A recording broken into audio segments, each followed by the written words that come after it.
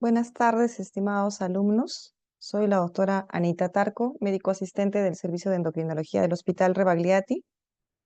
El tema que vamos a tocar el día de hoy es tiroiditis. Eh, bueno, así que vamos a dar paso a la clase, siendo ya la hora, ¿verdad? Bien. Entonces, como les decía, el tema de hoy es el tema de tiroiditis.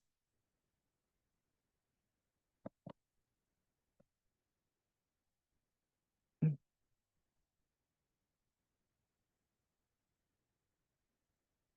pasa aquí.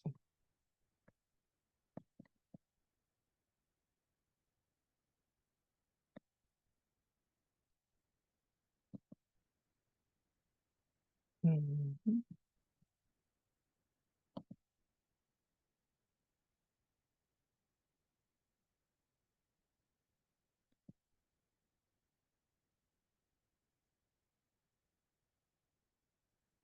No me deja avanzar. ¿Qué pasa?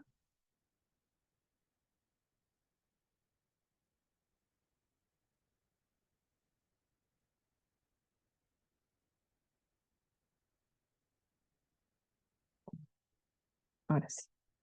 Bien, entonces este es el índice de los temas a tratar el día de hoy. Como introducción, pues lo que queremos saber es a qué se refiere el término de tiroiditis. Su significado básicamente es inflamación de la tiroides, ¿no? Entonces, la tiroiditis es un término que abarca un grupo de trastornos caracterizados por alguna forma de inflamación de la tiroides. eh, y estas afecciones que causan enfermedad de la tiroides pueden ser agudas con dolor intenso, como es el caso de la tiroiditis subaguda o la tiroiditis infecciosa, o pueden ser afecciones en las que no hay inflamación clínicamente evidente y la enfermedad se manifiesta principalmente por disfunción tiroidea o bocio, como es el caso de la tiroiditis indolora o la tiroiditis de Riedel. Entonces vamos a pasar a la clasificación de las tiroiditis. Hay varios aspectos que se pueden tomar en cuenta para clasificar la tiroiditis y de acuerdo a ello tendremos diferentes tipos. Según sea la manifestación clínica de presencia o ausencia de dolor, según sea la causa o según su curso clínico. Van a haber diferentes tipos. Así tenemos los tipos de tiroiditis de acuerdo a la presencia o ausencia de dolor y sensibilidad. Aquellas tiroiditis con dolor de tiroides y sensibilidad, tenemos como ejemplo la tiroiditis subaguda o llamada también tiroiditis subaguda granulomatosa o tiroiditis subaguda no supurativa o tiroiditis de Kervain. En segundo lugar, la tiroiditis infecciosa, llamada también tiroiditis aguda o tiroiditis crónica. En tercer lugar, la tiroiditis inducida por radiación y por último, la tiroiditis inducida por palpación o trauma. Todas estas caracterizadas por dolor. Y las tiroiditis que no tienen dolor ni sensibilidad tiroidea.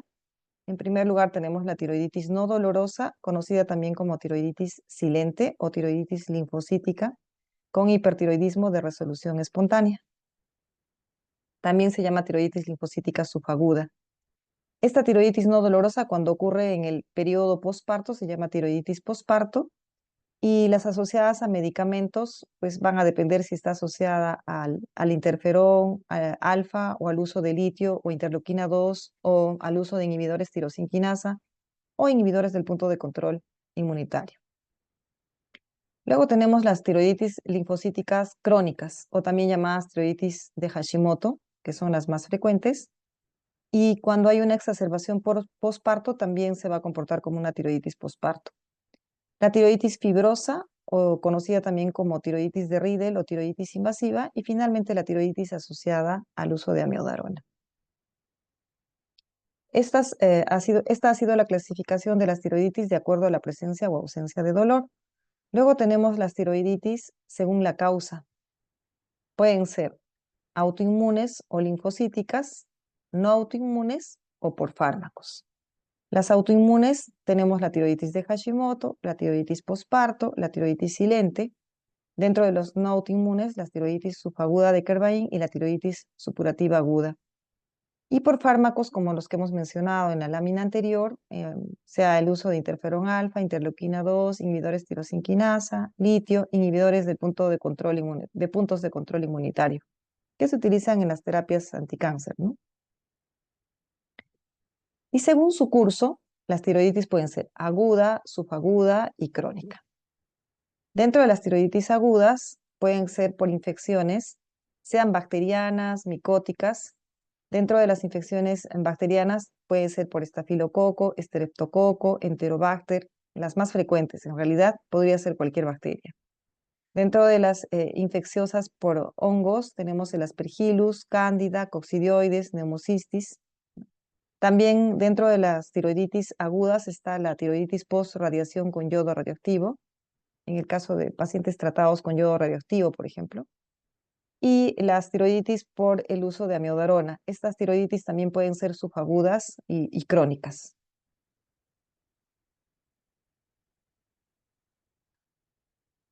Disculpe.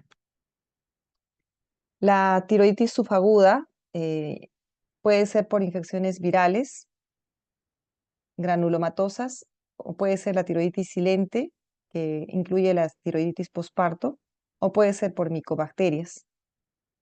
Y dentro de las tiroiditis crónicas tenemos las autoinmunes, como la tiroiditis de Hashimoto, la tiroiditis atrófica, la tiroiditis de Riedel, también por parásitos, como las producidas por equinococosis, estrongiloidiasis, cisticercosis, y traumáticas tras la palpación. Entonces vamos a detallar las tiroiditis una a una. Vamos a empezar por la tiroiditis subaguda. Les había dicho ya que esta tiroiditis se conoce también como tiroiditis de Kervain o tiroiditis granulomatosa. Tiene una prevalencia aproximada de 12.1 casos por 100.000 habitantes por año. El predominio estacional de presentación es el verano. Se presenta principalmente entre los 30 y 50 años de edad, sobre todo en mujeres en una relación de 3 a 5 en relación a un varón. La etiología de la tiroiditis subaguda es desconocida. Se supone una etiología viral, es decir, que le precede una infección respiratoria alta 2 a 8 semanas previas, sea por virus de parotiditis, virus Coxsackie, virus de la gripe, adenovirus, ecovirus, y pues últimamente se observaron casos por SARS-CoV-2. No tiene una etiología autoinmune, pero está asociado al antígeno leucocitario humano HLA-B35 hasta en el 70% de los casos. Entonces, en la patogénesis, si bien no está involucrada la autoinmunidad tiroidea como papel primario en este trastorno, sí está fuertemente asociada, como les decía, al antígeno leucocitario humano HLA-B35, que esto se presenta en muchos grupos étnicos y la hipótesis unificadora que podría ser es que resulta de una infección viral subclínica que proporciona un antígeno viral, ya sea de origen viral o resultante del daño del tejido del huésped inducido por el virus, que se une de manera única al HLA-B35, esto dentro de los macrófagos, y este complejo va a resultar en una activación de los linfocitos T citotóxicos, que luego van a dañar las células foliculares tiroideas, porque las células tienen similitud estructural parcial con el antígeno relacionado con la infección. Y a diferencia de la enfermedad tiroidea autoinmune, esta no se autoperpetúa, sino que se limita en el tiempo, ¿no? Esa es la diferencia.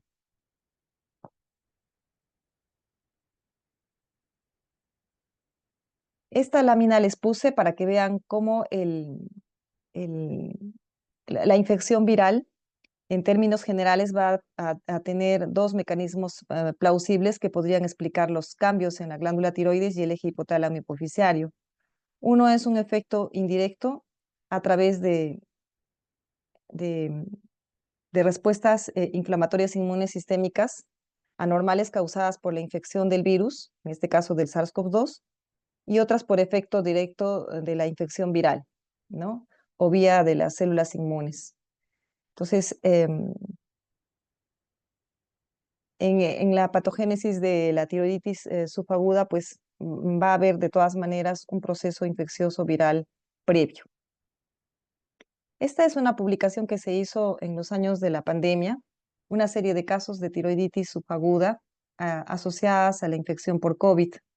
Y vemos cómo la presentación principalmente fue en el género femenino, solo hubo un caso de varón en esta serie de casos, y en un grupo etario muy variable entre 18 años hasta 69 años.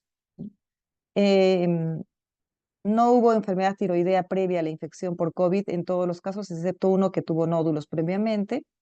Todos tuvieron un test positivo para COVID-19, tuvieron la infección por COVID-19 confirmada y al presentar las manifestaciones clínicas de la tiroiditis subaguda, pues tuvieron el típico dolor en región cervical en todos los casos asociado a fiebre, ¿no?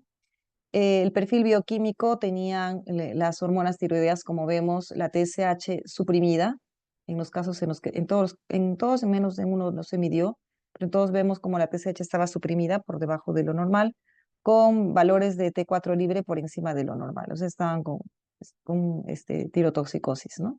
Los anticuerpos antitiroideos fueron antitiroperoxidasa negativos en todos los casos, en los que se midieron los antireceptor de TSH fueron negativos en todos los casos, y los anticuerpos antitiroglobulina fueron negativos en la mayoría, excepto en 2 casos en los que salieron positivos.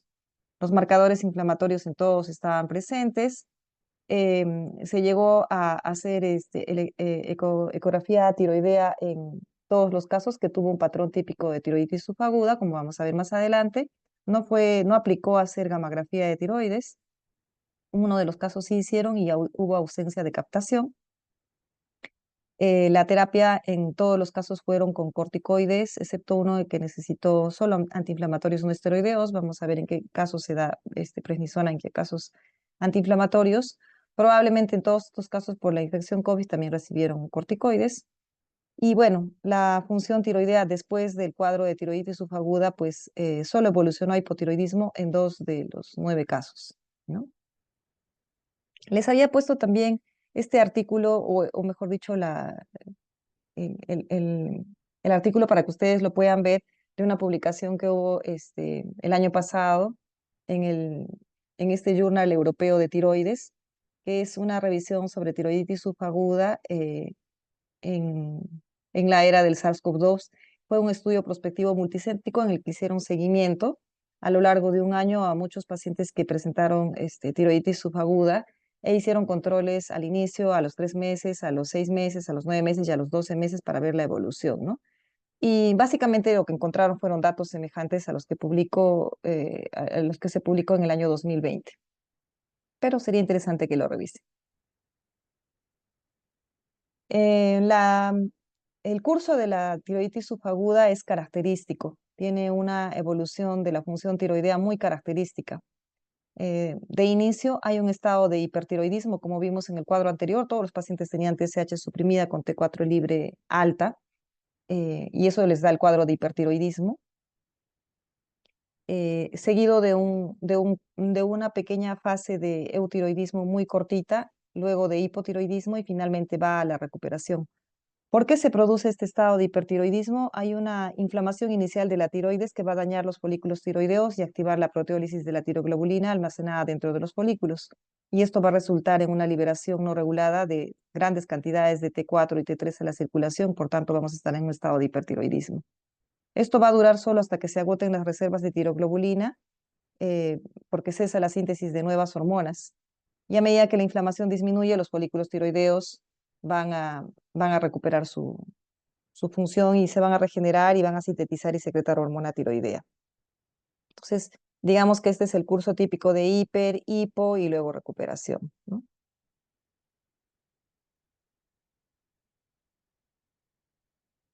En cuanto a su patología, hay aumento de tamaño y consistencia de la glándula tiroidea.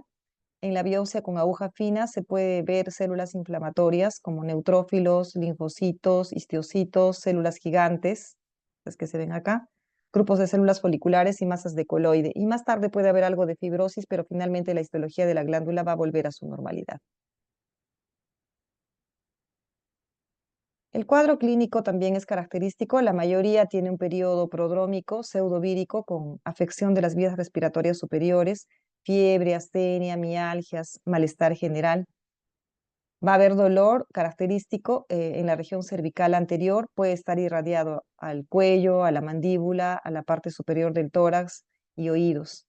Es de aparición brusca o de aparición progresiva. En el 50% de los casos existen síntomas y signos de hipertiroidismo al inicio, que puede durar entre 2 a 6 semanas. Y esta fase se va a acompañar del bocio doloroso, generalmente bilateral a la palpación, y suele durar unas pocas semanas.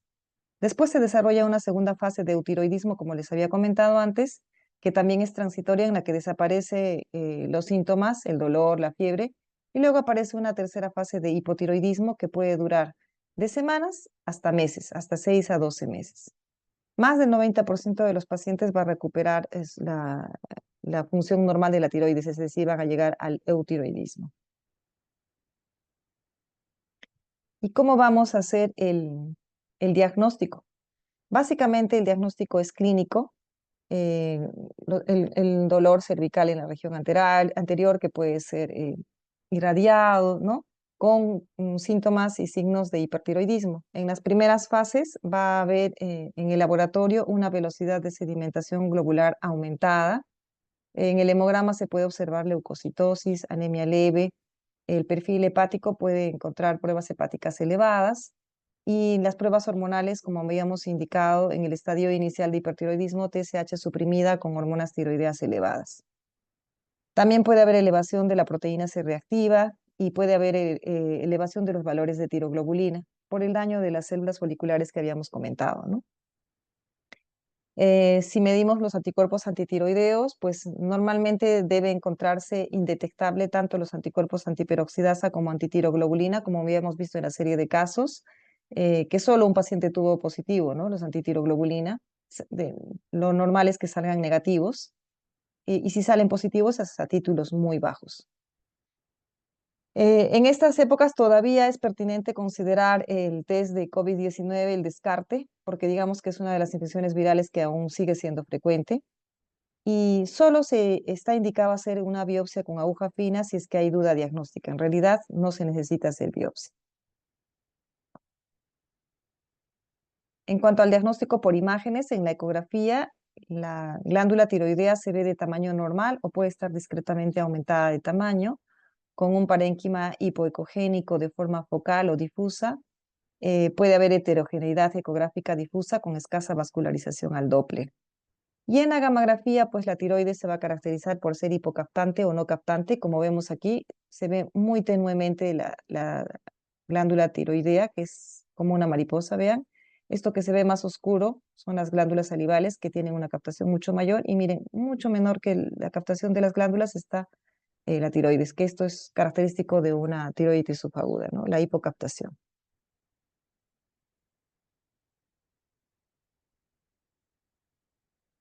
El pronóstico de la tiroiditis subaguda, bueno, menos del 5% va a desarrollar hipotiroidismo definitivo, 2% de los casos puede recidivar, el 95% de los casos va a curar completamente en un lapso de 6 a 12 meses.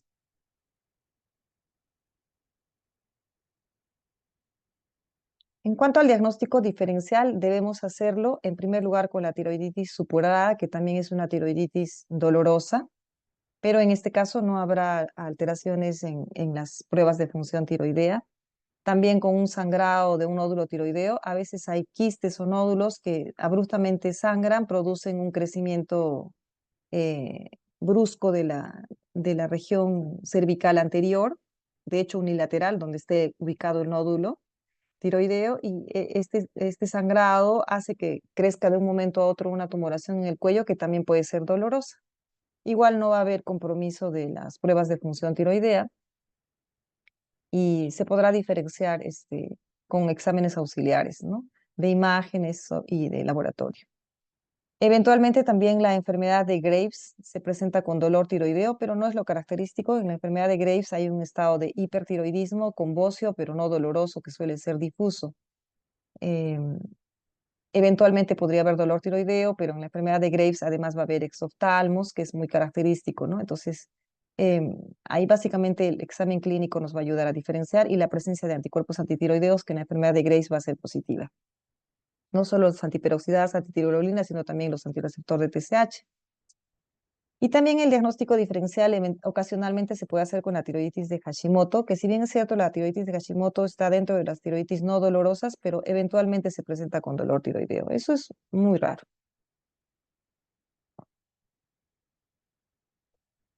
El tratamiento de la tiroiditis subaguda básicamente es sintomático. Hay que manejar el dolor, los síntomas de hipertiroidismo y eventualmente si hubiera síntomas de hipotiroidismo.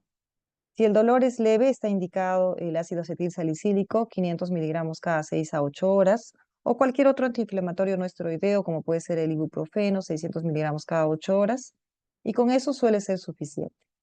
Pero si el dolor es intenso o han pasado ya 3, 4 días y no cede el dolor, entonces es pertinente indicar corticoides. La prednisona es una de las pautas más indicadas, entre 30 a 60 miligramos por día, y tiene que, estas dosis altas de inicio con una pauta decreciente, que hay que ir disminuyendo 5 a 10 miligramos por semana hasta suspender la corticoterapia, pero más o menos nos va a tomar en total un promedio de 6 a 8 semanas, ¿no? Se procura más o menos 3, 4 semanas de tratamiento en dosis altas y de ahí vamos haciendo eh, la disminución progresiva de la corticoterapia. Ante la recurrencia del dolor hay que aumentar nuevamente la dosis de los corticoides. ¿Sí? A veces pasa que vuelve el dolor en lo que estamos empezando a reducir la dosis, entonces hay que volver a aumentar la dosis a dosis iniciales de 30 a 60 miligramos por día nuevamente por unas 2 semanas e intentar luego la reducción progresiva. Hay muchos artículos que comparan las dosis de tratamiento de corticoides. Uno último es del año pasado, que también los invito a que lo revisen, en los que comparan distintas dosis de corticoides en el tratamiento de la tiroiditis subaguda. En realidad esto es muy relativo porque también el dolor va a depender mucho de la sensibilidad del paciente al dolor, ¿no? Del umbral del dolor. Los síntomas de hipertiroidismo se tratan solo con beta bloqueadores. Los síntomas pueden ser pues la taquicardia, básicamente, ¿no? El temblor. Solo con beta bloqueadores tipo propanolol o atenolol no se necesita antitiroideos, no se utiliza tiamazol, o sea, no se utiliza nada de antitiroideos, solamente es sintomático el tratamiento del hipertiroidismo con los beta bloqueadores. Se puede indicar propanolol en una pauta de 20 a 40 miligramos cada 8 horas o en los que esté contraindicado, por ejemplo, en pacientes con antecedente de asma, se puede utilizar el atenolol, ¿no? O en 25 a 50 miligramos por día o el bisoprolol. Si hay síntomas evidentes de hipotiroidismo, entonces está indicado en ese caso sí la levotiroxina entre 50 a 100 microgramos por un tiempo transitorio, un promedio de 6 a 8 semanas, ¿no? No es permanente. Recuerden que en la tiroiditis subaguda hemos dicho que en el curso natural hay una recuperación de la función de la tiroides y la síntesis de hormonas tiroideas en un lapso de 6 a 12 meses. Entonces, la última fase de hipotiroidismo, que es transitoria, pues puede requerir el tratamiento con las hormonas tiroideas, pero vamos midiendo las hormonas tiroideas para ver hasta cuándo se las indicamos. Como ya les había dicho antes, los fármacos antitiroideos no están indicados y tampoco pues la terapia con yodo radioactivo.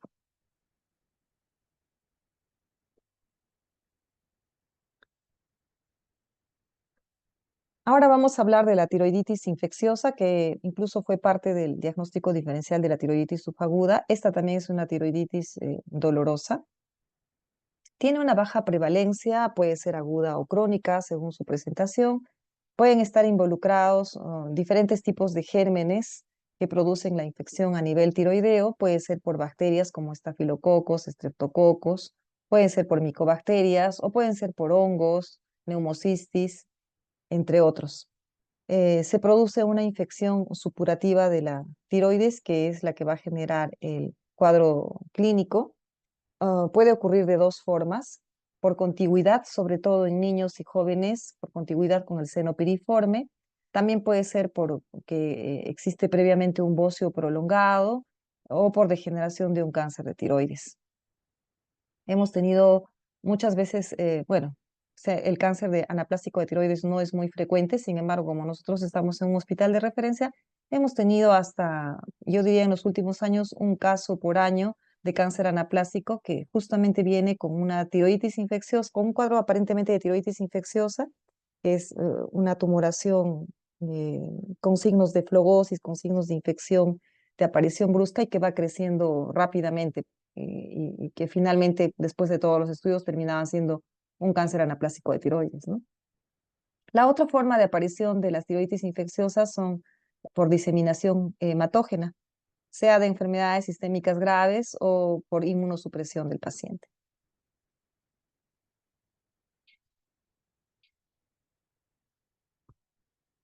La clínica también se va a caracterizar por un dolor en la región cervical anterior de inicio súbito, que es un dolor referido al oído o a la faringe. Suele ser asimétrico, es decir, unilateral, como un pequeño bocio. Como ven acá en la foto, es una masa fluctuante y puede haber adenopatías cervicales, ¿no? Como se trata de una infección, de hecho, vamos a poder palpar las adenopatías cervicales. Vean que es unilateral, es de inicio súbito.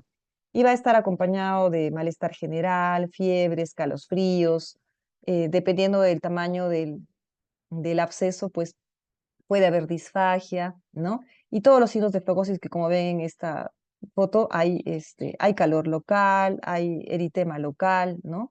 Típico, y es un dolor muy exquisito. Es poco frecuente que haya alteración en las pruebas tiroideas, no suele acompañarse de tirotoxicosis. Para el diagnóstico va a ser importante los exámenes auxiliares. En el hemograma encontraremos leucocitosis, puede haber desviación izquierda. Los factores reactantes de fase aguda van a estar elevados, tanto velocidad de sedimentación globular como proteína C reactiva. Pruebas de función tiroidea en rango normal. La ecografía nos mostrará una lesión heterogénea, hipoecogénica, quística y al Doppler hipervascularizado. Justo en la zona del absceso, pues encontraremos la zona hipoecogénica quística, ¿no? En la gamografía, pues justamente en la zona del absceso se encontrará la zona hipocaftante. En la biopsia con aguja fina, básicamente se hace la punción para sacar muestra para la tinción, el GRAM, y encontraremos infiltrado de polimorfos nucleares y el microorganismo que esté produciendo la infección. De hecho, será importante hacer el cultivo para identificar el agente causal y poder dar un tratamiento más efectivo y dirigido. La citología solamente es cuando sospechamos de cáncer, ¿no? Como en los casos que le comentaba hace un rato, que hemos tenido tiroiditis de inicio abrupto, pero de curso muy prolongado. Los tres casos que hemos visto en los 3 últimos años justo eran pacientes que venían de Ayacucho y que tenían una masa tumoral en la región anterior del cuello de crecimiento abrupto y que la piel incluso se exfolió, se hizo como una úlcera, ¿no? Con secreción purulenta y se pensaba que solo era una infección, pero finalmente en el tiempo la masa era tan pétrea alrededor que ya se sospechaba cáncer y terminábamos haciendo la citología para el descarte de cáncer, ¿no? La tomografía está indicado, la tomografía de región cervical, en casos graves para ver si el absceso está infiltrando zona mediastinal o retrofaringia, que hasta esa zona se puede extender el absceso.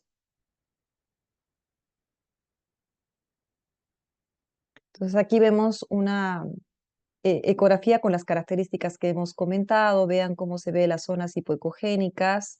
Aquí donde está la colección del, del absceso, ¿no? Y se puede confundir con quistes.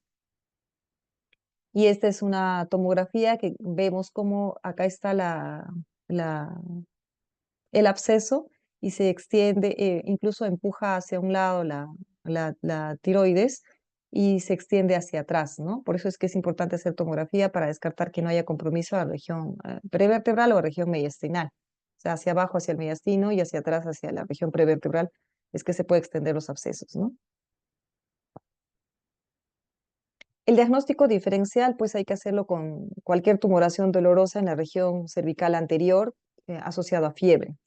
Puede ser la hemorragia de un nódulo tiroideo, con una tiroiditis subaguda, como habíamos mencionado antes, con un absceso parafaringio también o un absceso del esternocleidomastoideo, que es la misma zona, Igual un absceso del esternocleidomastoideo es unilateral también, entonces ahí nos va a ayudar la ecografía y la tomografía con una trombosis venosa profunda, inflamación o supuración de adenopatías.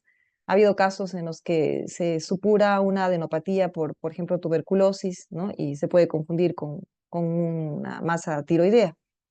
Infecciones del conducto tirogloso, un linfoma tiroideo que también suele ser de crecimiento rápido, o un carcinoma tiroideo agresivo como son los cánceres anaplásicos.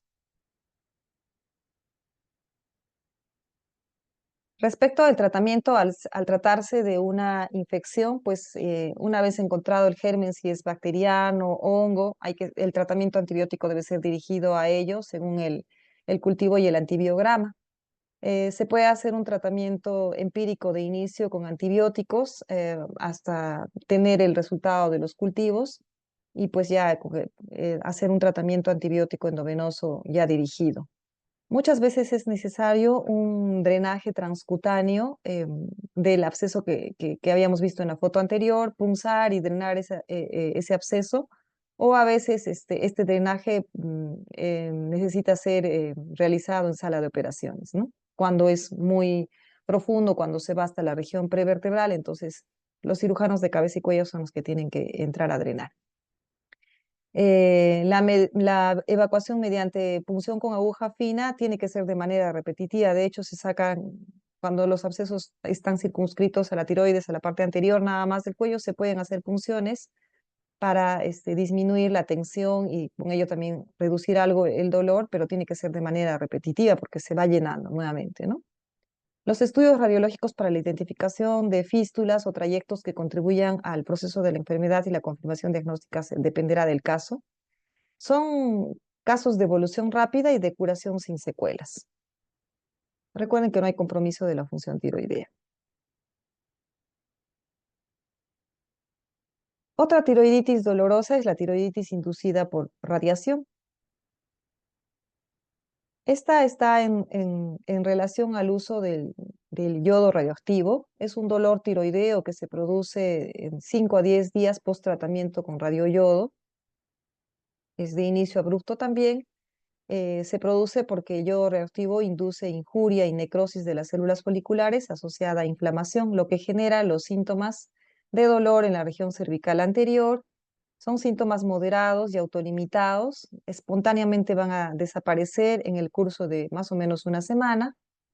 Si se hace exámenes auxiliares, podemos encontrar un aumento transitorio de los anticuerpos antiperoxidasa y puede haber también una exacerbación del hipertiroidismo.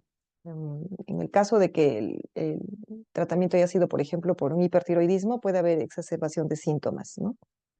Asociado a dolor intenso. Puede haber también un cuadro de hipotiroidismo transitorio precoz por presencia de anticuerpos bloqueantes. Pero como está en relación al radioyodo, pues es autolimitado, ¿no? La tiroiditis inducida por trauma es otro tipo de tiroiditis dolorosa. Se produce tras la palpación vigorosa de la tiroides. Por eso a veces cuando tenemos pacientes con un bocio muy grande y están en un cuadro de hipertiroidismo, y tenemos muchos alumnos o muchos residentes que quieren palpar la tiroides, pues siempre decimos que sea con mucho cuidado y mucha delicadeza porque la palpación vigorosa puede generar un trauma e inducir una tiroiditis. También puede ser tras la manipulación durante la biopsia o cirugía tiroidea, especialmente la paratiroides. Entonces, como las paratiroides están atrás, al intentar hacer procedimientos en paratiroides, puede haber una manipulación excesiva de la tiroides que genere una tiroiditis inducida por trauma. También puede ser por un traumatismo tras un accidente de tránsito por el cinturón de seguridad. Recuerden que más o menos cruza por el cuello el cinturón de seguridad y a veces puede producir también un, eh, una manipulación, como una palpación vigorosa de la tiroides, ¿no? Por el ajuste del cinturón en un accidente. Entonces, cualquiera de estas que sean las causas, va a haber un dolor cervical en la región anterior cervical del cuello, transitorio, perdón. Puede estar asociado a un cuadro inicial de hipertiroidismo que se autolimita, es transitorio. En realidad hay mínimas alteraciones funcionales No requiere mayor tratamiento, suele, igual que la tiroiditis post-yodo, autolimitarse en menos de una semana.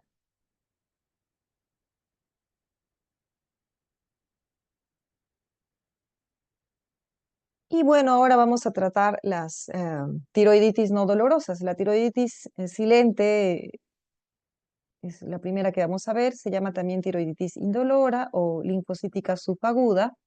Otros sinónimos que tiene es tiroiditis no dolorosa, tiroiditis linfocítica con hipertiroidismo de resolución espontánea. Representa más o menos el 0,5 a 5% de casos de hipertiroidismo. Suele ser una variante de la tiroiditis autoinmune crónica.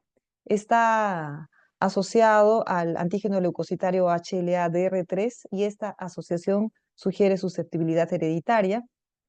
Tiene similitud con la tiroiditis posparto. Es causa de hipertiroidismo en cualquier mujer que no esté en posparto. Si no está en posparto, es una tiroiditis silente. Si está en posparto, una tiroiditis posparto.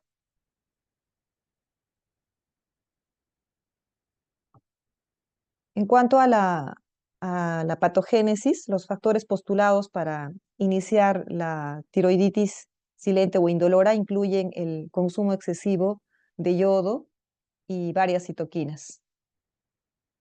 Cualesquiera que sean los factores que inicien la tiroiditis indolora, la inflamación tiroidea resultante daña los folículos tiroideos y activa la proteólisis de la tiroglobulina almacenada dentro de los folículos. El resultado va a ser la liberación no regulada de las hormonas tiroideas, tanto tiroxina como triotironina, T4 y T3, hacia la circulación. Entonces, esto va a resultar en un hipertiroidismo clínico y bioquímico.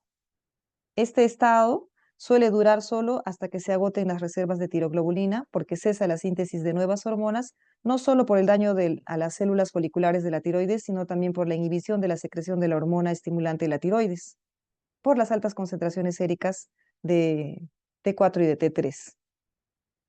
Entonces, a medida que la inflamación disminuye, los folículos tiroideos no dañados o reparados van a reanudar la síntesis y la secreción de la hormona tiroidea. Puede haber un periodo transitorio de hipotiroidismo y aumento de la secreción de TSH antes de que la secreción tiroidea vuelva a lo normal. Entonces, hasta que los folículos tiroideos no dañados o reparados reanuden su función, ¿no? Y puedan sintetizar hormona tiroidea y, bueno, vuelva a lo normal.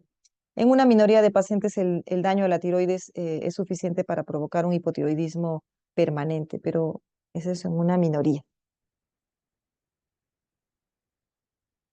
En cuanto a la histopatología, en la punción con aguja fina se puede observar linfocitos, macrófagos, células epiteliales, tiroideas normales, algunos folículos tiroideos dañados y masas de coloides.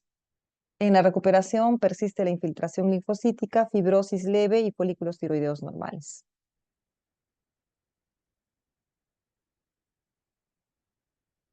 En cuanto al cuadro clínico, suele iniciarse con una fase de hipertiroidismo leve, bien tolerado, que se acompaña en el 50-60% de los casos de un bocio difuso, firme e indoloro a la palpación. Tras esta fase autolimitada que dura entre 1 y 8 semanas, un tercio de los pacientes puede presentar hipotiroidismo transitorio, que suele tener mayor relevancia clínica y dura entre 2 y 16 semanas hasta la recuperación final. La duración de la enfermedad hasta el retorno al eutiroidismo, o sea, hasta la normalidad, suele ser más o menos de 12 meses o un año, ¿no? Hay un discreto bocio difuso, como les dije, y a veces de consistencia ligeramente aumentada y pues es no doloroso, que esto es lo característico, por eso se llama silente. 10% de los casos pueden presentar episodios recurrentes del proceso. El 50% de los casos desarrolla tiroiditis crónica con un hipotiroidismo permanente.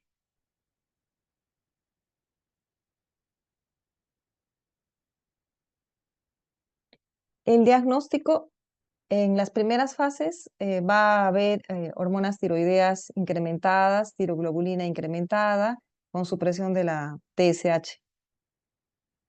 Luego puede normalizar tanto TSH y T4 libre para pasar a un periodo intermedio de hipotiroidismo en el que disminuye la T4 y aumenta la TSH, pero es un periodo transitorio de hipotiroidismo transitorio, ¿no?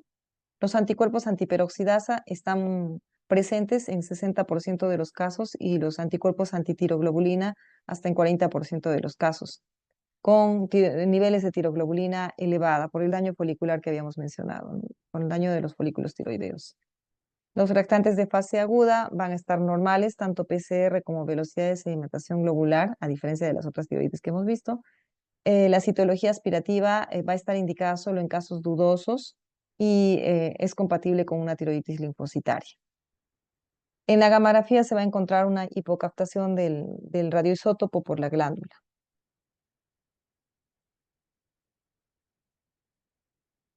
También tenemos que hacer diagnóstico diferencial de la tiroiditis silente con fases de hipertiroidismo con baja captación tiroidea.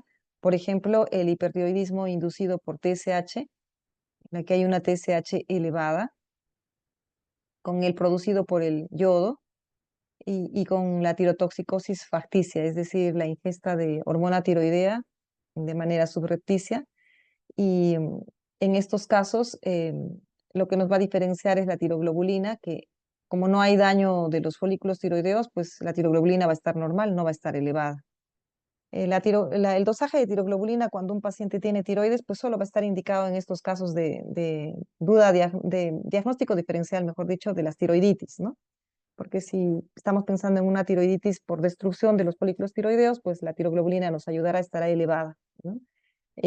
Si el paciente nos miente o omite la información de que está tomando hormona tiroidea para descartar la tirotoxicosis facticia, pues la medición de la tiroglobulina nos ayuda.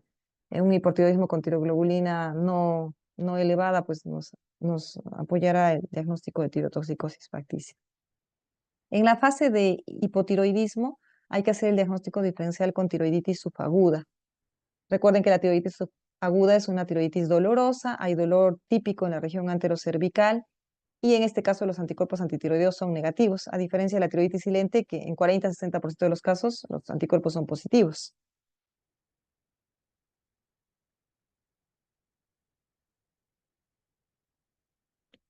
En cuanto al pronóstico, la evolución a hipotiroidismo definitivo se da en 50% de los casos y la persistencia de un bocio normofuncionante. La mayoría de los pacientes recuperan la función tiroidea normal de forma definitiva en unos 12 meses. Presenta recurrencias, en especial en su forma de posparto, hasta en el 70% de los casos.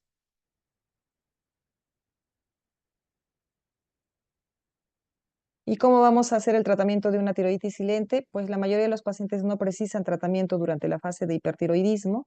En algunos casos puede ser necesaria la administración de betabloqueantes, como el propanolol o el atenolol. Propanolol en dosis de 40 a 120 miligramos por día y atenolol 50 miligramos por día. Si existe hipotiroidismo clínico, es necesario indicar tratamiento sustitutivo con hormona tiroidea, es decir, con levotiroxina, en un lapso de 6 a 12 meses, que se suspenderá posteriormente para valorar la evolución o no a un hipotiroidismo definitivo. ¿A qué se refiere esto? Nosotros vamos a dar en un lapso de 6 a 12 meses la hormona tiroidea, vamos controlando mes a mes los niveles de TSH y T4 libre, y pues al cabo de este tiempo se suspende el tratamiento para ver si la tiroides ya recuperó su función o no, ¿no? Si vuelve a ser hipotiroidismo, probablemente ya se quedó con hipotiroidismo definitivo. En la fase de hipertiroidismo, igual que en los otros casos, no está indicado el tratamiento con antitiroideos de síntesis, solamente ese tratamiento sintomático con beta bloqueadores.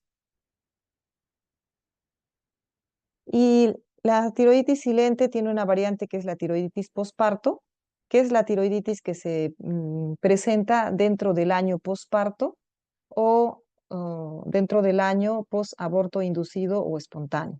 Tiene una prevalencia más o menos de 7 a 8%. La patogénesis y la clínica es la misma que de la tiroiditis silente. Es una tiroiditis destructiva por mecanismo autoinmune, como habíamos explicado antes. Entonces, los anticuerpos antiperoxidasa están elevados en el embarazo temprano y en el posparto inmediato. Se ha observado un riesgo 2 a 3 veces superior en otras enfermedades autoinmunes y en diabéticos tipo 1. Y tiene mayor riesgo de enfermedad tiroidea permanente, ¿no? Justamente porque los anticuerpos son positivos, hay mayor riesgo de enfermedad tiroidea permanente.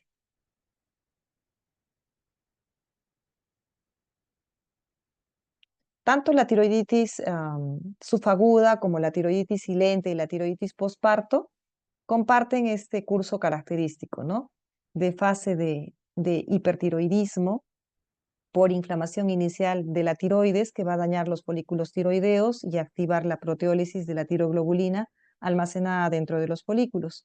Y el resultado va a ser la liberación no regulada, como les dije, de grandes cantidades de tiroxina y triotironina en la circulación y por tanto una fase de hipertiroidismo.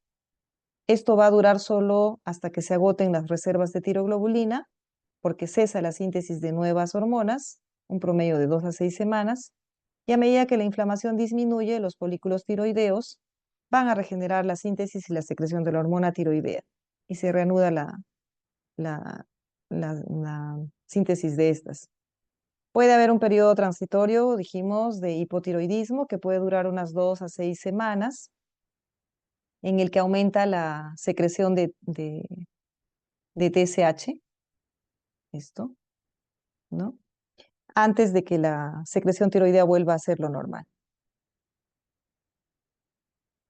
Ahora, si bien es cierto, este es el curso característico de hipertiroidismo, hipotiroidismo y recuperación de la función, pero algunos pacientes tienen solo una fase hipertiroidea o solo tienen la fase hipotiroidea. Entonces, la tiroiditis posparto se va a diferenciar de la tiroiditis subaguda justamente por el tiempo de presentación. Si es en los 12 meses posteriores al parto, pues es una tiroiditis posparto. Y en otras épocas de la vida será simplemente una tiroiditis silente. El cuadro clínico de la tiroiditis posparto tiene una evolución clásica, como les hemos dicho, ¿no? Ahora, 20 a 30% tiene una fase de hipertiroidismo, seguida de hipotiroidismo, seguida de la recuperación. El hipertiroidismo inicia más o menos 1 a 4 meses posparto, dura 2 a 8 semanas, luego se da el hipotiroidismo que inicia 4 a 8 meses posparto, dura 2 semanas a 6 meses y en un 80% se recuperan en un año. La otra forma de presentación se da en 20 a 40% de los casos que presentan solo fase hipertiroidea. Esta inicia 1 a 6 meses posparto y dura 1 a 2 meses. Y de ahí se va de frente a la normalidad, sin pasar por el hipo. Un 40-50% de los casos presenta solo fase hipotiroidea, que también se inicia 2 a 6 meses posparto, dura 4 a 6 meses y vuelve a la normalidad. Entonces son las tres posibilidades de presentación clínica de la tiroiditis posparto. Vean que todas están en relación al posparto, ¿no? Si se inicia 1 a 4 meses posparto, 1 a 6 meses posparto, 2 a 6 meses posparto, sea la fase de hipertiroidismo o sea de hipotiroidismo.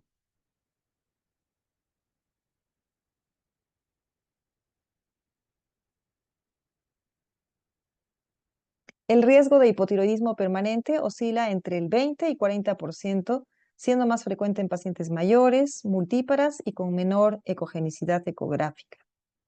Por tanto, las pacientes que han presentado una tiroiditis posparto se deben seguir durante toda la vida. Recuerden que estas pacientes suelen tener anticuerpos antitiroideos positivos, entonces se recomienda determinar la TSH, T4 libre y anticuerpos antiperoxidasa en el posparto de pacientes con enfermedad tiroidea autoinmune conocida y en pacientes con depresión posparto. Hay alto riesgo de tiroiditis posparto si es que estas tienen anticuerpos antiperoxidasa positivos o han presentado tiroiditis posparto en un parto previo o tienen diagnóstico de diabetes tipo 1, que eso también aumenta el riesgo de hacer tiroiditis posparto. El diagnóstico diferencial en la fase de hipertiroidismo se tiene que hacer con la enfermedad de Graves. La enfermedad de Graves inicia 6 meses posparto. Predominantemente hay incremento de T3 sobre la T4 y la medición de anticuerpos antirreceptor de TSH son positivos. En la fase de hipotiroidismo, la hipofisitis linfocítica es la que hay que tomar en cuenta. En esta el TSH está suprimido, pero también el ACTH. O sea, son los dos ejes que se comprometen principalmente en las hipofisitis. Eh, La tiroiditis de Hashimoto es otro diagnóstico diferencial en fase de hipotiroidismo. Si el hipotiroidismo no remite en un año posparto, entonces ya es crónico, ya pasa a ser una tiroiditis de Hashimoto.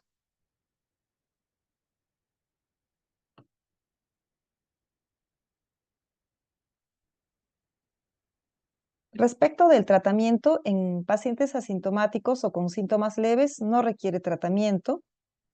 En mujeres con hipertiroidismo sintomático se trata con propanolol entre 40 a 120 miligramos por día. Hay que tratar el hipotiroidismo si la paciente está lactando, si desea una nueva gestación o si la TSH permanece elevada más de 6 meses.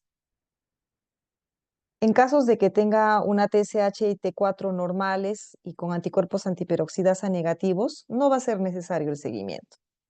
Pero si la TSH y T4 son normales, pero con anticuerpos positivos, hay que repetir exámenes de TSH y de T4 a los 6 meses, a los 9 meses posparto, porque tienen alto riesgo de hacer una tiroiditis posparto.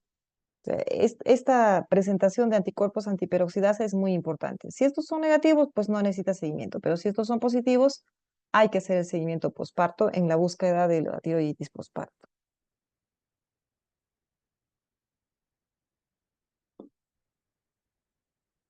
Nos toca hablar ahora de la tiroiditis linfocítica crónica. Esta tiroiditis también se llama tiroiditis de Hashimoto, o tiroiditis autoinmune crónica o tiroiditis linfocítica crónica. Fue caracterizada por primera vez allá por los años 1912 por Hashimoto, y de ahí su nombre, que lo describió como un bocio con intensa infiltración linfocitaria. Se presenta en distintos rangos de edad, o sea, en todas las edades, pero hay un pico de presentación entre los 30 y 50 años.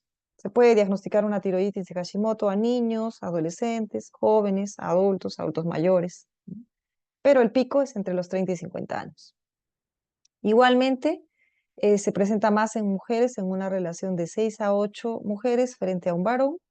Es de etiología autoinmune, está asociado a anticuerpos antitiroideos positivos, en 90% de los casos antiperoxidasa positivos y en 20 a 50% de los casos antitiroglobulina positivos.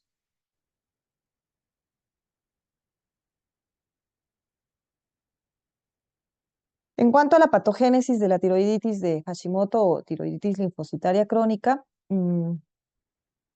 las células B del tejido tiroideo de estos pacientes con tiroiditis de Hashimoto se van a activar, eh, como lo indica su capacidad para secretar anticuerpos tiroideos espontáneamente in vitro. Anticuerpos antiperoxidasa, anticuerpos antitiroglobulina, anticuerpos antirreceptores de TSH, son los que estas células B van a secretar, ¿no? Las células T activadas también van a tener su papel en pacientes con tiroiditis de Hashimoto. Reaccionan con los antígenos tiroideos procesados y péptidos derivados de estos antígenos, y estas células T activadas van a secretar citoquinas que a su vez activan una variedad de otras células inmunes. Las células T tienen tres funciones principales en esta enfermedad. Una es la función en la producción de anticuerpos, aumentan la producción de anticuerpos, esta es la inmunidad TH2. Luego la función en la destrucción apoptótica de las células tiroideas vía linfocitos T citotóxicos, esta es la inmunidad TH1. Y la función en la inmunoregulación vía las células T reguladoras, ¿no?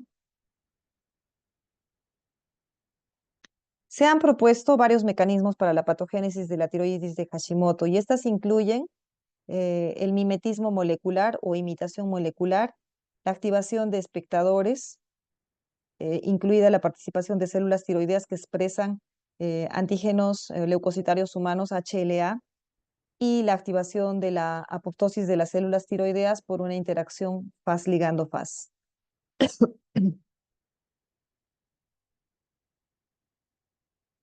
La histopatología que caracteriza a la tiroiditis de Hashimoto es un parénquima tiroideo normal reemplazado por un intenso infiltrado inflamatorio, como vemos aquí, compuesto por linfocitos T, linfocitos B, células plasmáticas, que son estas de acá en P, folículos germinales linfoides, estas que están acá en G, reacción fibrótica y destrucción de folículos tiroideos y material coloide mínimo, estos que son más rosaditos, ¿no? Pueden existir también células foliculares grandes con citoplasma eosinófilo y granular, que son las llamadas células de Hartel, estas en H.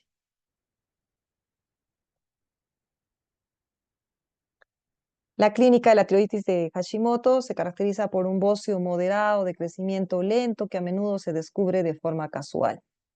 Únicamente en el 20% de los casos existen síntomas y signos de hipotiroidismo.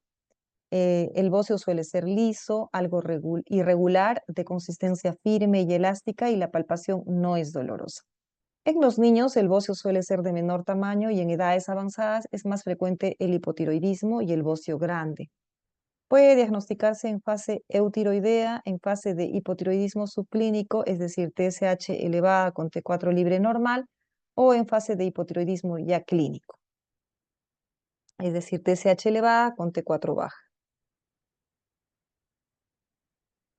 Ocasionalmente puede presentar fases de hipertiroidismo alternando con hipotiroidismo debido a la presencia de anticuerpos estimuladores. Esto es lo que se llama hashitoxicosis.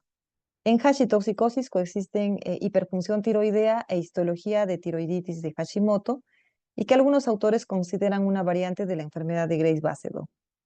Hasta el 20% de los pacientes tienen anticuerpos bloqueadores del receptor de TSH que a diferencia de los TSI no lo estimulan sino que lo bloquean. Todos estos datos indican el amplio espectro de manifestaciones clínicas que puede presentar la enfermedad tiroidea autoinmunitaria. La tiroiditis de Hashimoto pues, puede formar parte de síndromes pluriglandulares de naturaleza autoinmunitaria.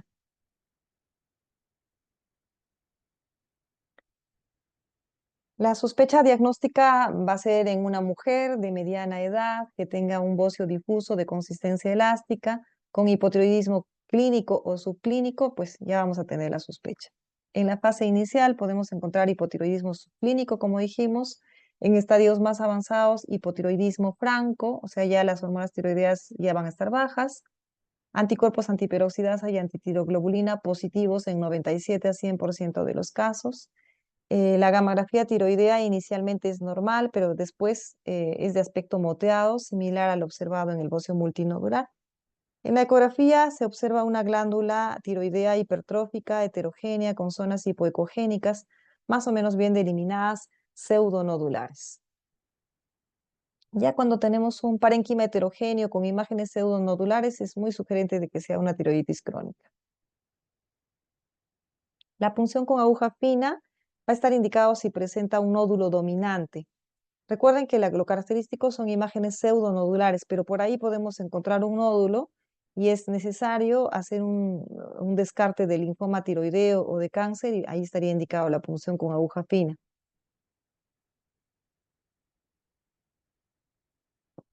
Entonces, los hallazgos ecográficos va a haber un aumento de tamaño de la glándula tiroides, como ven acá, está bien agrandada, el parénquima es heterogéneo, se ve como micronódulos hipoecoicos entre 1 a 6 milímetros y hay tabiques ecogénicos, estos que están por acá, y al Doppler hay flujo normal o disminuido y puede haber ganglios reactivos.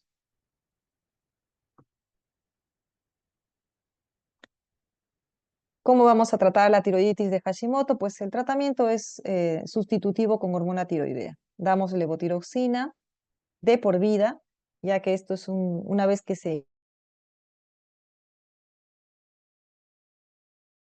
hormona tiroidea. Incluso se inicia el tratamiento incluso en fase de hipotiroidismo subclínico, puesto que si ya tenemos un paciente que tiene TSH elevada, con T4 libre normal, con anticuerpos antiperoxidasa positivos, anticuerpos antitiroglobulina positivos, ya tenemos diagnóstico de tiroiditis de Hashimoto. Sabemos que va a evolucionar a hipotiroidismo francamente clínico. No esperamos que haga cuadro clínico y ya empezamos tratamiento desde hipotiroidismo subclínico, ¿no? Porque va a evolucionar a un franco hipotiroidismo y no esperamos que haga el diagnóstico. Salvo que tuviera algún factor de riesgo, alguna arritmia cardíaca o algo en la que, pues, en un adulto mayor con arritmias cardíacas, esperamos que baje todavía un poquito la hormona tiroidea. El objetivo justamente del tratamiento va a ser normalizar la TSH El tratamiento quirúrgico va a estar indicado únicamente en casos de compresión local o en sospecha de malignidad. El tratamiento básicamente es el tratamiento sustitutivo con hormona tiroidea. Otra tiroiditis no dolorosa es la tiroiditis fibrosa. Entonces, esta se llama también tiroiditis de Riedel o tiroiditis invasiva o tiroiditis fibrosa invasiva o tiroiditis leñosa. Tiene una incidencia de 1 en 100.000 personas por año, en series quirúrgicas entre 0,06 a 0,3% según sea la publicación. Igualmente de predominio en mujeres en una relación de 4 a 1 hombre. Y la edad de inicio es entre los 30 a 60 años, más en gente mayor. La etiología es desconocida, puede presentarse como manifestación de una fibrosis multifocal idiopática, es decir, puede ocurrir con otras condiciones fibrosantes como fibrosis retroperitoneal, mediastinitis fibrosante, fibrosis lacrimal, fibrosis orbital, pseudotumor, colangitis esclerosante. O puede ser la localización tiroidea de un proceso generalizado denominado enfermedad sistémica relacionada a inmunoglobulina G4.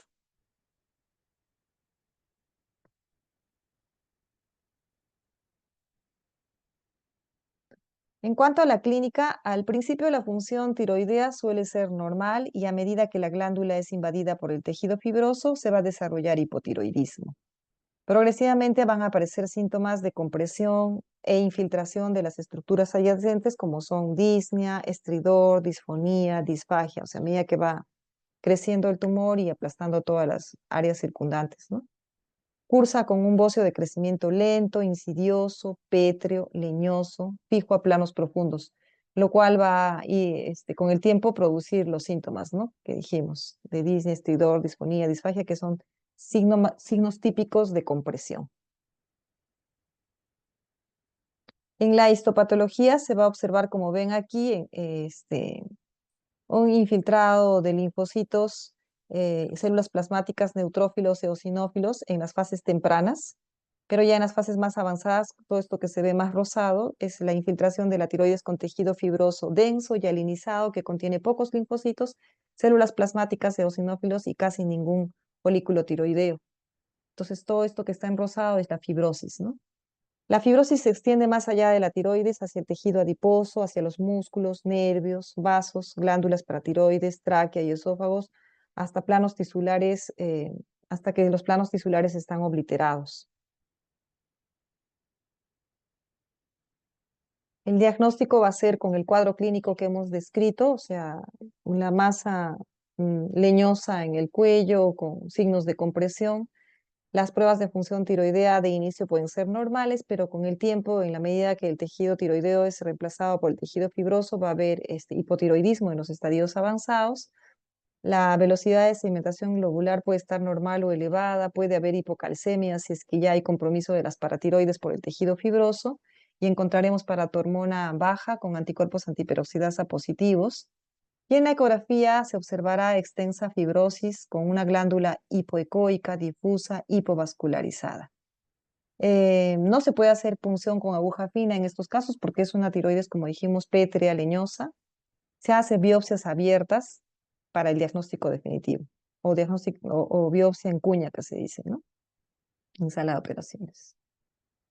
El diagnóstico diferencial va a ser con fibrosis en la tiroides, que se puede dar en la tiroides de Hashimoto variante fibrosante, en la variante infiltrante de cáncer papilar de tiroides, que no se extiende más allá de la tiroides, con la variante paucicelular de cáncer anaplásico de tiroides, que presenta células fusiformes en los vasos sanguíneos con marcadores de inmunohistoquímica típicos. El tratamiento de la tiroiditis de Riedel, ya que es una enfermedad lentamente progresiva, se puede estabilizar o retroceder espontáneamente. La mortalidad se atribuye a neumonía recurrente debido a la compresión bronquial y disnea. Si hay síntomas compresivos intensos, estaría indicada la descompresión quirúrgica. Si existe hipotiroidismo, el tratamiento sustitutivo con levotiroxina.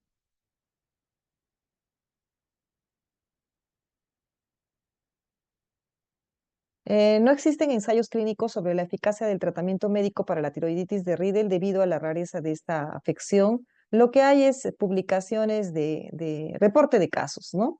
En los que em, nos informan qué tratamiento le han dado al paciente y cómo le ha ido. Algunos han mejorado con glucocorticoides, otros con tamoxifeno, otros con rituximab, otros con micofenolato, pero pues como es una tiroiditis de presentación rara y de evolución lenta, pues no hay series de casos, ¿no? En casos refractarios está indicado la radioterapia. Y finalmente vamos a ver las tiroiditis que son inducidas por drogas. Va a depender de qué tipo de medicamento es el que induce el problema tiroideo. En el caso del interferón alfa, que es un medicamento que se utiliza en el tratamiento de la hepatitis viral tipo B, em, aparece después de 3 meses del tratamiento. 5 a 15% de los pacientes va a desarrollar anticuerpos antitiroideos de novo. 5 a 10% desarrollan tiroiditis silente, tiroiditis de Hashimoto o enfermedad de Graves. En el caso del uso de interleuquina 2 en el tratamiento de leucemias o metástasis, 2% de los casos va a desarrollar una tiroiditis silente. La difitoxina de nileuquina es el tratamiento de la micosis fungoide y otras enfermedades de las células T. También va a estar asociado al desarrollo de hipertiroidismo en relación con una tiroiditis silente. El uso de inhibidores de tirosina quinasa en el tratamiento de tumores del estroma gastrointestinal, de carcinoma de células renales y otros, como el sunitinib, por ejemplo, también están relacionados a disfunción tiroidea.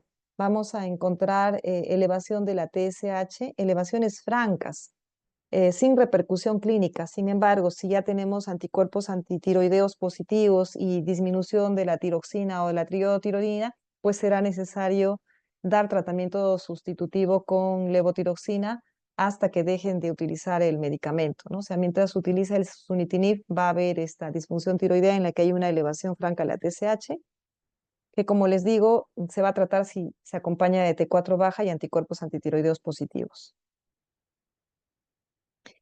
El uso de inhibidores de puntos de control inmunitario, que son drogas anticáncer. Tenemos ahí el nivolumab, el pembrolizumab, el ipilimumab. Son medicamentos que, que se utilizan en las terapias contra el cáncer. Por ejemplo, en el tratamiento del melanoma, el nivolumab es un anti-PD1 que se utiliza justamente para el tratamiento de este cáncer, pero en el interín va a producir una tiroiditis no dolorosa con una fase transitoria de tirotoxicosis que inicia 4 semanas post primera administración y remite a las 4 semanas.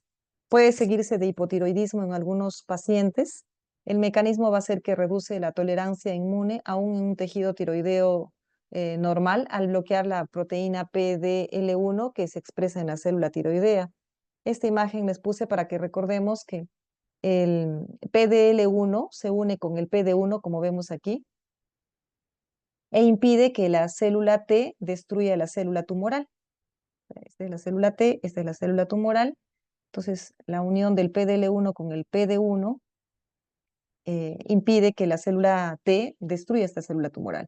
Entonces, cuando damos estas drogas anti-PD1, entonces ya no se va a juntar el PDL1 con el PD1, como vemos acá en el esquema, y permite que la célula T pueda ocasionar la muerte de la célula tumoral, ¿no? Pero esto también se va a dar a nivel de tejido tiroideo normal y porque se bloquea las proteínas PDL1 que expresan la célula tiroidea y ahí pues reduce la tolerancia inmune y se produce todo el cuadro de inflamación de la tiroides con la consiguiente tirotoxicosis, pero que remite 4 semanas después de la administración del medicamento.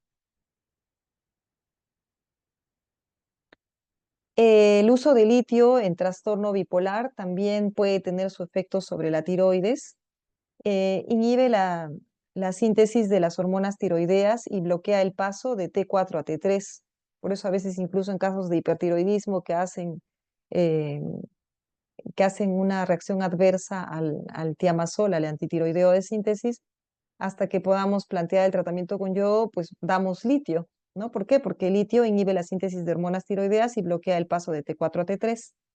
Entonces, para iniciar tratamiento con litio a estos pacientes, antes se debe medir la función tiroidea y los anticuerpos antitiroideos para ver en qué plano estamos con el paciente, si hay o no riesgo de que haga enfermedad tiroidea. En casos con normofunción y autoinmunidad negativa, se debe reevaluar la función tiroidea cada 6 a 12 meses. Ahora, 50% de los casos generalmente hacen bocio difuso y de aparición en los 2 primeros años de tratamiento. Entonces, es de esperar que al cabo de 2 años puedan presentar bocio los pacientes hasta en la mitad de los casos. Un 30% de los casos hace hipotiroidismo, la mayoría subclínico, más frecuente en aquellos pacientes que tengan anticuerpos antiperoxidasa positivos. No es preciso suspender el tratamiento con litio, pero una vez que presentan el hipotiroidismo, así sea subclínico con anticuerpos positivos, ya se debe iniciar el tratamiento con levotiroxina. Y también se puede dar hipertiroidismo, sobre todo por tiroiditis subaguda, aunque también se han descrito casos de enfermedad de Graves desencadenado por el uso de litio. Pero lo más frecuente de hipertiroidismo por el uso de litio está asociado a tiroiditis subaguda.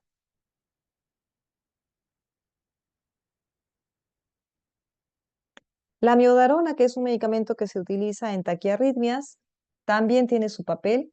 Tiene un efecto directo de la molécula bloqueando el paso de T4 a T3 e induciendo la lisis de las células foliculares, con la consiguiente tirotoxicosis inducida por amiodarona o TIA y se presenta en 10% de los pacientes tratados, provocando sobrecarga de yodo. Recuerden que la molécula o mejor dicho, la tableta de amiodarona viene más o menos de 200 miligramos y tiene 75 miligramos de yodo. Va a liberar más o menos 6 miligramos de yodo inorgánico a la circulación y esto supera la cantidad recomendada de yodo por día para cualquier ser humano, que es más o menos 0,15 a 0,3 miligramos por día.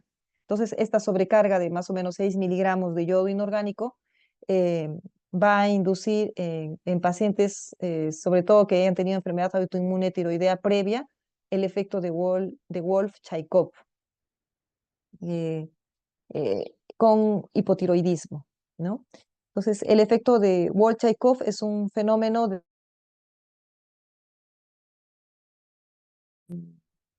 la organificación de la glándula tiroidea, la formación de las hormonas tiroideas en el interior del folículo tiroideo y la liberación de las hormonas tiroideas en el torrente sanguíneo. Esto se hace evidente secundario a los niveles elevados de este yoduro en la circulación. Entonces, este efecto de Wolff-Chaikoff va a durar varios días, después de lo cual va a seguirse de un fenómeno de escape que consiste en la reanudación de la organificación normal del yodo y la función normal de la tiroides.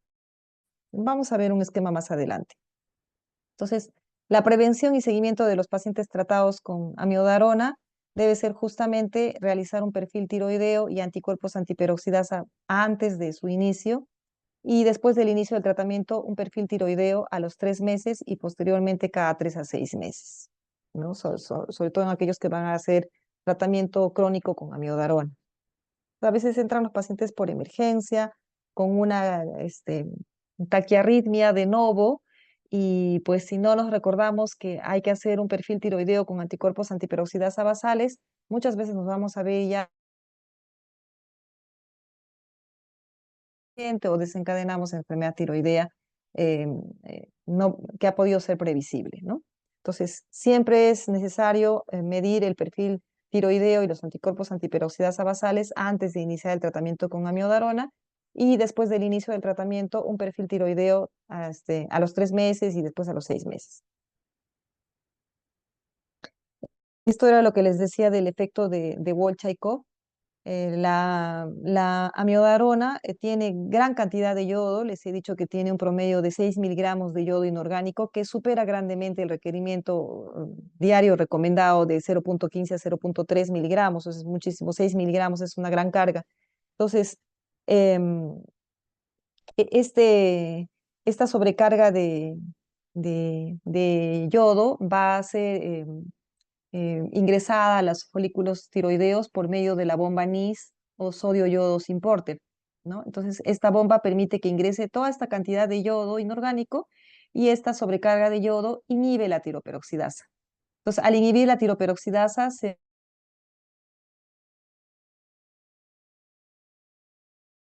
elimina, por consiguiente, también la formación de tiroxina y triotironina. Entonces, mientras esté el efecto de la sobrecarga del yodo inhibiendo la tiroperoxidasa, la síntesis de hormonas tiroideas. Esto va a durar algunos días hasta que se produzca el fenómeno de escape en el que esta bomba NIS o sodio yodo importer ya no va a transportar más yodo al interior del folículo tiroideo, entonces se va a dejar de inhibir la tiroperoxidasa y se va a reanudar todo el proceso de organificación y de síntesis de hormona tiroidea para su liberación normal al torrente sanguíneo.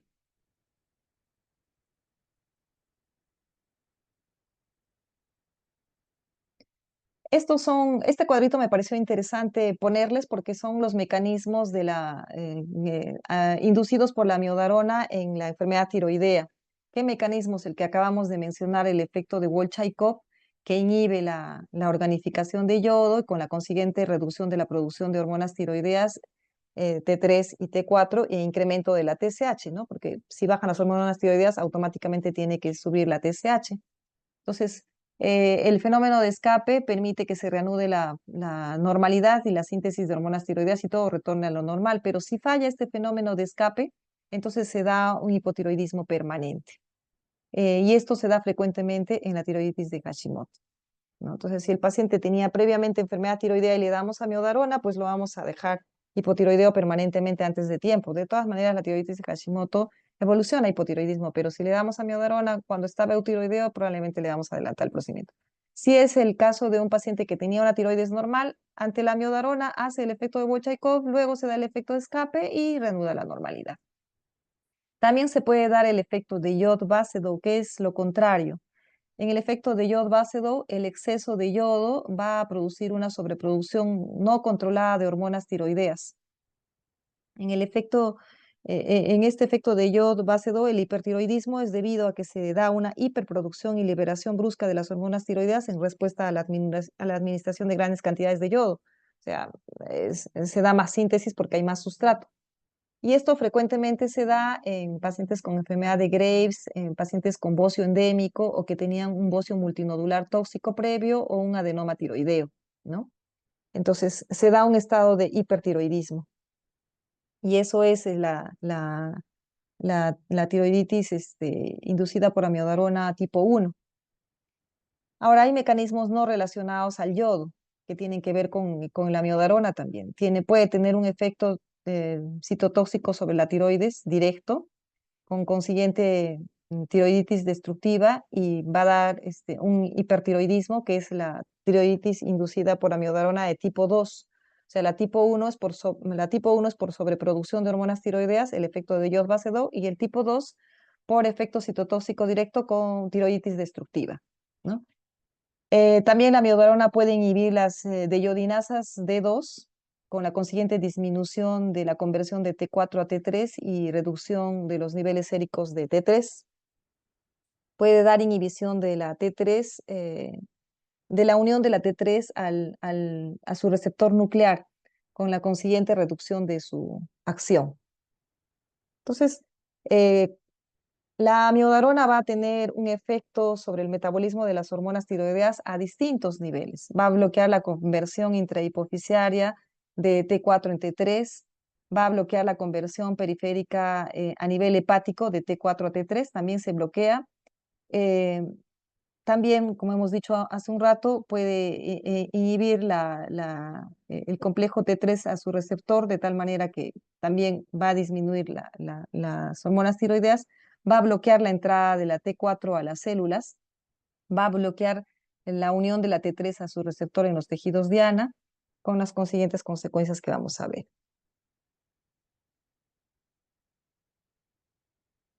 En el 30% de los pacientes tratados con amiodarona se puede dar hipotiroidismo. y esto va a ser más común en áreas yodosuficientes. Se presenta más o menos a los 6 a 12 meses de tratamiento. La vía es la acción antitiroidea del exceso de yodo por una falla en el fenómeno de escape que dijimos del efecto de Wolff-Chaikoff. Esto se da en áreas yodosuficientes, pacientes con anticuerpos antiperoxidasa positivos. En el ecodoppler se va a encontrar una vascularidad variable de la glándula tiroidea. El tratamiento, obviamente, levotiroxina, de manera permanente. La tiroiditis inducida por amiodarona tipo 1 es común en áreas yododeficientes. Se presenta en tratamiento corto, dentro del primer a segundo año de tratamiento con amiodarona. Aumenta la síntesis de hormonas tiroideas por incremento del sustrato, es el fenómeno de Yod base 2, sobre todo en personas que tuvieran un bocio multinodular preexistente con anticuerpos antiperoxidasa positivo, la ecografía vascularidad incrementada de la glándula tiroidea, y al tratarse de un hipertiroidismo por mayor síntesis de hormonas tiroideas, pues el tratamiento va a ser con tiamazol, que es un antitiroideo de síntesis, 30 a 40 miligramos por día.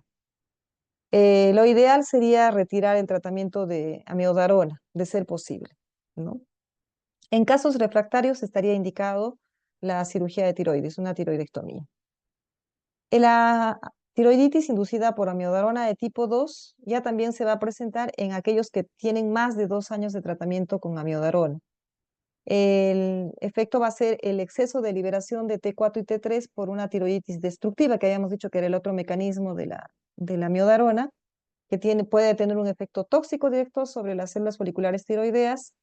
Se da en pacientes que no tenían enfermedad tiroidea subyacente y que tenían anticuerpos antiperoxidasa negativos, ¿no?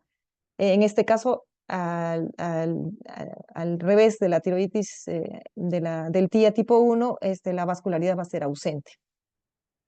Y al ser una tiroiditis por destrucción, entonces hay un proceso inflamatorio que se debe tratar con corticoides. Está indicado la prednisona entre 30 a 40 miligramos por día. En estos casos no es imprescindible retirar la amiodarona y en casos refractarios igualmente se plantea la tiroidectomía.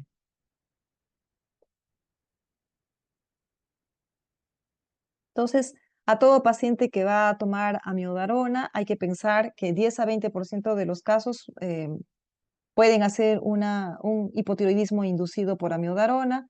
5 a 10% de los casos pueden hacer un hipertiroidismo inducido por amiodarona y dentro de estos está el, la tiroiditis tipo 1 o la de tipo 2, dependiendo de si tipo 1, si hay incremento de la producción de hormonas tiroideas y el tratamiento será antitiroideos de síntesis.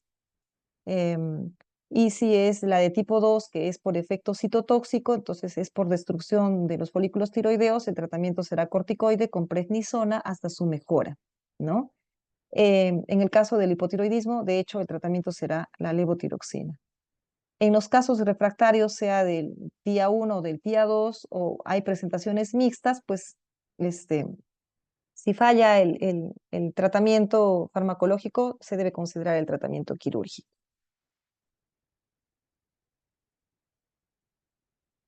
Y pues con eso hemos terminado la revisión de los diferentes tipos de tiroiditis que existen. Esto a manera de conclusión, algunas características diferenciales de los diferentes tipos de tiroiditis. Vemos que las tiroiditis infecciosas se presentan en niños y entre grupos etarios de 20 a 40 años. La tiroiditis subaguda entre los 20 y 60 años. La tiroiditis silente tiene a todas las edades, pero con un pico entre los 30 y 40 años, igualmente que la tiroiditis posparto en edad fértil, pero puede tener un pico entre los 30 y 40 años también. La tiroiditis de Hashimoto a cualquier edad. La tiroiditis de Riedel en mayores entre 30 a 60 años. Casi todas son de predominio en el sexo femenino, excepto la tiroiditis infecciosa, que pues 1 a 1 es la relación entre hombres y mujeres. Respecto de la causa de las tiroiditis, son autoinmunes la silente, la tiroiditis posparto, la tiroiditis de Hashimoto. La de Riedel también probablemente sea autoinmune. Hay un artículo que también les puse en una de las láminas sobre los planteamientos de la etiología de la tiroiditis de Riedel. La subaguda está probablemente en relación a una infección previa por virus y la infecciosa pues sea por infección bacteriana, viral, micótica, ¿no? Todas las posibilidades están abiertas. Las pruebas de función tiroidea, hemos dicho que en la tiroides infecciosa no está alterada, en la tiroides subaguda puede haber tirotoxicosis, hipotiroidismo o ambos, igualmente en la silente y en la posparto, que tienen un curso clínico característico semejante. La tiroides de Hashimoto, que va con hipotiroidismo, y la tiroides de Riedel, que inicialmente va con eutiroidismo y después puede terminar en hipotiroidismo según el grado de compromiso, ¿no?, de la fibrosis. Los anticuerpos antitiroideos, antiperoxidasa, están ausentes en la tiroides infecciosa, en la tiroiditis subaguda también ausentes o presentes a títulos bajos, pero en la tiroiditis silente y en la tiroiditis posparto, así como en la tiroiditis de Hashimoto, están presentes a títulos elevados y persistentes. También pueden estar presentes transitoriamente en la tiroiditis de Riedel. Los reactantes de fase aguda, pues en las tiroides infecciosas van a estar elevados, también en las subagudas y normal en el resto. Si hacemos captación de yodo, pues esta es variable en las tiroides infecciosas. En la subaguda, en la silente, en la posparto, pues está baja. En la tiroides de Hashimoto es variable. Y en la tiroides de Riedel puede estar normal al inicio y baja después. Y en este otro cuadro, otras características que comparan básicamente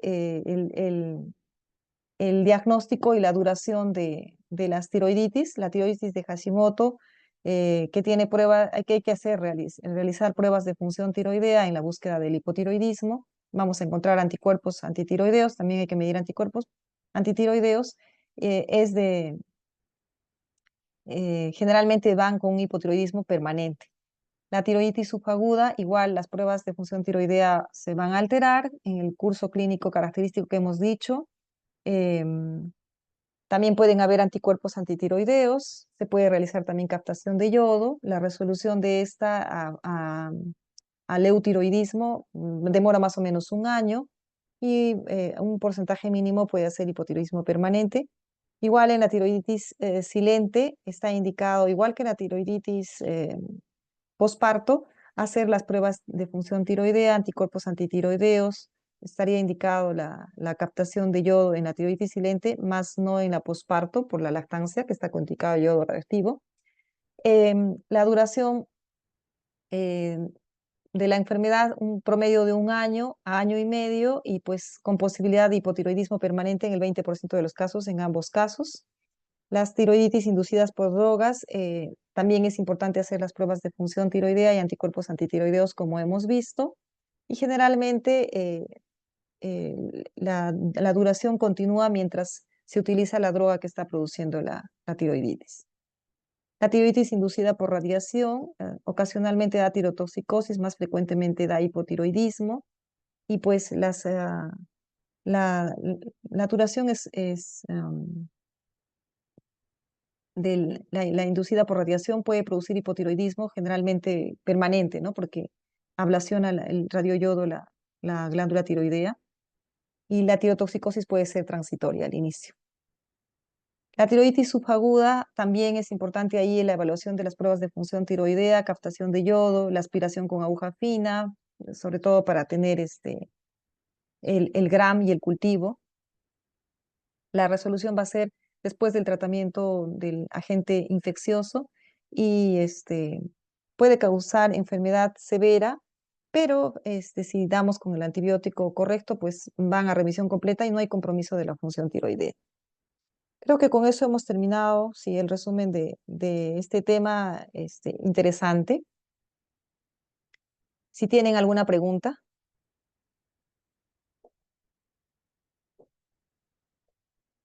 Ah, buenas, doctora. sí. Una pregunta. Ujú. Acerca de justamente esta inflamación en la glándula tiroides Ajá. o alguna enfermedad de la tiroides, ¿se aísla solamente, es decir, a la glándula tiroidea o también se puede ver afectar a la glándula paratiroidea? Es solamente la glándula tiroidea. O sea, la inflamación es solamente en la glándula tiroidea porque tiene que ver con la presencia de los anticuerpos antitiroperoxidasa, que están presentes solo en la tiroides, no en la paratiroides. Ok, está bien, Ujú. gracias. Eso es todo. Y cuando hay destrucción folicular también es de los folículos tiroideos, nada que ver con la paratiroides.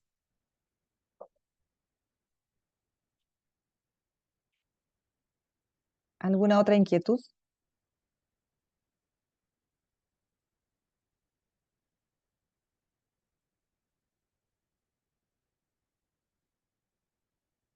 Bien, chicos, entonces espero que les haya quedado claro el tema.